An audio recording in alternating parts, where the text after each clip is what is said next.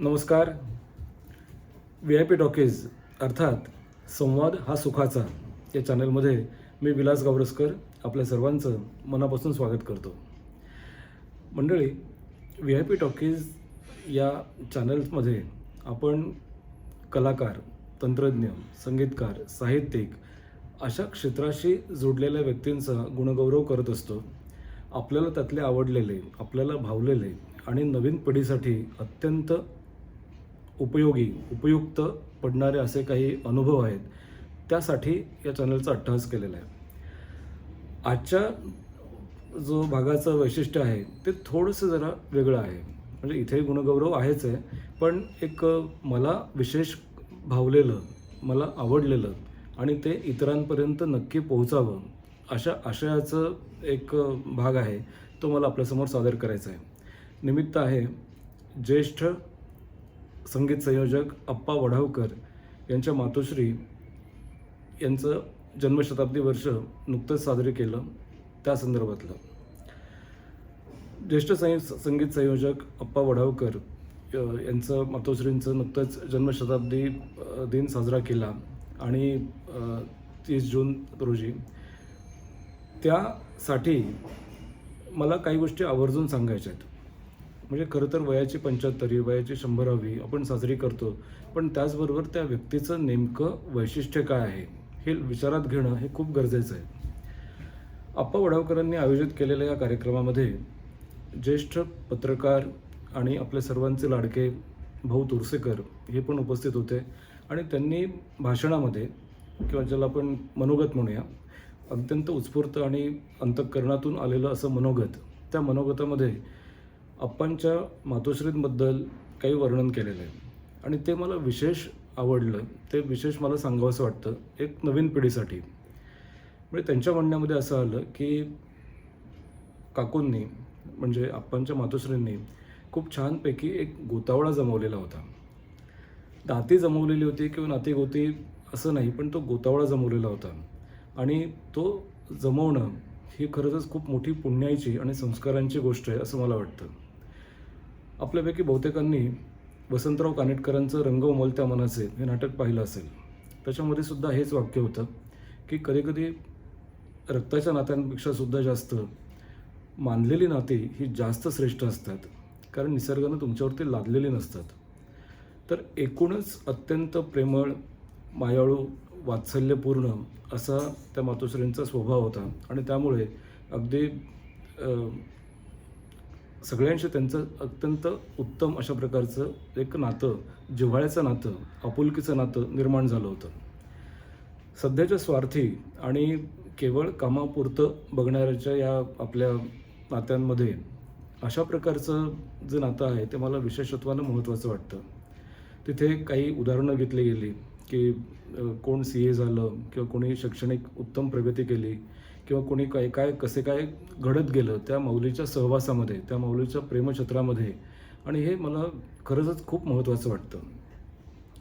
आता त्या भाषणामध्ये भाऊ तुरसेकरांनी जो उल्लेख केला, एक मोटिवेशनल स्पीकर असं त्यांनी एक उल्लेख केला. आजच्या काळामध्ये त्याची खूप गरज आहे. आपण सगळेजण म्हणतो की मोटिवेशनल स्पीकर्स आजकाल खूप चालतात, कारण घरात त्यांना मोटिवेशन कदाचित तितकं मिळत नसावं. आजकाल लहान मुलं पण संस्कार वर्गासाठी बाहेरच जातात. पूर्वी ते घरच्या घरी कधी व्हायचं ते काही कळायचं पण नाही. तर मला हे विशेषत्वानं जाणवतं आणि हे बघितल्यानंतर मला खरंच खूप छान वाटलं की असं एक मोटिवेशनल स्पीकर तर आपण त्यांना म्हणणार नाही, पण त्या माऊलीने जे कर्तृत्व गाजवलं किंवा त्यांनी जे काही संबंध जपले, संबंध टिकवले, रुजवले, ते खरंच कौतुकास्पद आहेत. आता तोच धागा मला अप्पांच्या बाबतीमध्ये सुद्धा वाटतो. अप्पांचे व्हिडिओ बघताना, म्हणजे अप्पांच्या गप्पा मी नेहमीच बघतो, त्यांना फॉलो करतो आणि ते बघताना मला हे प्रकर्षानं जाणवतं की ते स्वतः इतके प्रथितयश आणि उत्तम असे संगीत संयोजक आहेत. संगीत संयोजक आपल्याला माहिती आहे की गीतकार गाणं लिहितो, संगीतकार त्याला चाल लावतो, गायक तो गाऊन जातो, पण पूर्ण त्या गाण्यांमध्ये भाव ओतण्याचं काम, किंवा कुठे थांबायचं, कुठे काय वाजवायचं, कुठे तबला आहे, कुठे ढोलकी आहे, कुठे व्हायोलिन आहे, यांची जागा कुठे घ्यायची, किती प्रमाणात घ्यायची, या सगळ्या गोष्टींचं संयोजन नेमक्या पद्धतीने करणारं एक व्यक्तिमत्व म्हणजे आप्पा आहेत. पण ते स्वतःही तेवढे प्रतिथयश असताना ते आपल्याबरोबर सगळ्या तंत्रज्ञाने घेऊन जातात, आपल्याबरोबर सगळ्या वादकांना घेऊन जातात, आपल्याबरोबर गायक-गायकांचा प्रवास कसा होता हे ते आवर्जून सांगतात. आणि त्यावेळेस मला जाणवलं, की हा जो संस्कार आहे तो कदाचित त्यांच्या मातोश्रींकडनं आणि पिताश्रींकडनंच आलेला असावा. आणि याच्यावर ते कन्फर्मेशन झालं भाऊ तोरसेकरांच्या त्या भाषणानंतर. मला खरंच ते कौतुकास्पद वाटतं. आणि व्यक्ती असं म्हणतात ना, की इतकं मोठं झाल्यानंतर किंवा एखाद्या झाडाला फळ लागल्यानंतरच ते पान वागतं की ते फांदी वागते, त्याचं ते उत्तम उदाहरण आहे. कलाकाराचं म्हणूनच आपल्याला एक कौतुक असतं. लोकं हो. काय असतं, की कलाकारांचं योगदान नेमकं काय असतं समाजामध्ये? तुम्हा आमच्या सर्वसामान्य माणसांमध्ये, सर्वसामान्य लोकांमध्ये आपलं आयुष्य कसं काय समृद्ध करतं बरं? एखादी साहित्यकृती आहे, एखादी कलाकृती आहे, एखादा एक सांगीतिक आविष्कार आहे. दीदींची गाणी आपल्याला का तेवढे काळजात घट्ट करून मनात आहेत?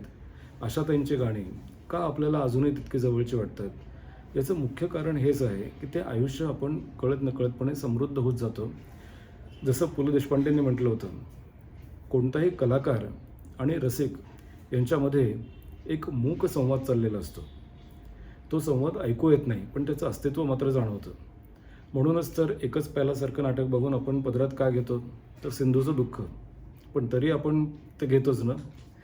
आवर्जून पैसे काढून आपण जातो. आपल्याला माहिती असतं हे सगळं खोटं आहे. हे नाटक, हे नेपथ्य, हा रंगमंच, त्यावरची पात्र, त्यांचं वैयक्तिक आयुष्य अतिशय वेगळं आहे. नंतर ते वेगळ्या आयुष्यामध्ये परकाया प्रवेश ते करतायत, पण त्यासाठी सुद्धा पैसे खर्चून आपण जातो. पिकासोने म्हटलेलंच आहे, art is a lie that makes us realise the truth. म्हणजे कला ही तशी बघितलं तर खोटी आहे, फसवी आहे, पण तरीसुद्धा सर्वसामान्य माणसांच्या आयुष्यामध्ये खूप व्हॅल्यू ॲडिशन त्याच्यामुळे होतं.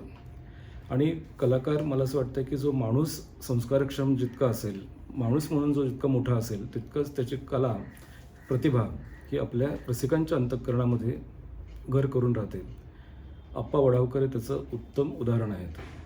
म्हणजे दूरदर्शनच्या काळापासून ते आजच्या ऋतू हिरवापर्यंत हा त्यांचा इतका लांब कॅनव्हास आहे. त्याच्यावरती आपण त्यांना बघितलेलं आहे.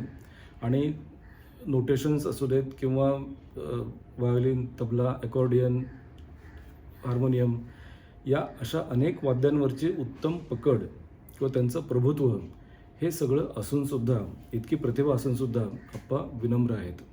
आणि त्याचं कारण मला वाटतं त्या मातोश्री ज्यांचा जन्मशताब्दी दिन नुकताच साजरा केला होता. त्यामुळे आवर्जून मला आपल्या दर्शकांसाठी हे सांगायचं आहे, की आपण कितीही मोठे झालो किंवा किती प्रतिथयश आपण असे कलाकार असू कदाचित, किंवा लोकमान्यता मिळवलेले, प्रसिद्धी, पॉप्युलॅरिटी, लोकप्रियता मिळवलेले असू, तरीसुद्धा जोपर्यंत आपण इतरांना महत्त्व देत नाही किंवा इतरांचं महत्त्व आपण स्वीकारत नाही, तोपर्यंत आपल्याला मोठेपणा मिळत नाही. ही मोठी लोकं मोठी का होतात त्याचं हे उत्तम उदाहरण आहे.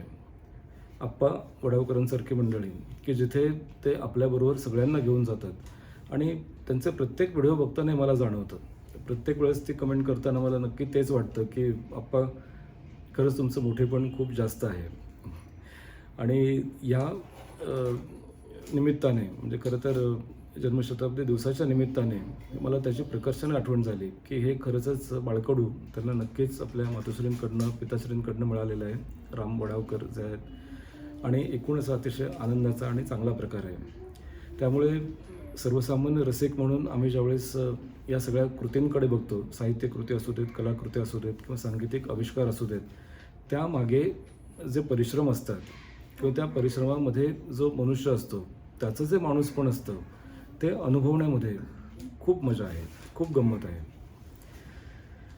आप्पांच्या निमित्ताने या वेगळ्या गोष्टीवर जरा चर्चा झाली आणि हे इतरांना शेअर करावं असं मला वाटलं. कारण भाऊ तोरसेकर हे नेहमीच खूप मार्मिक बोलतात, अतिशय उत्तम बोलतात.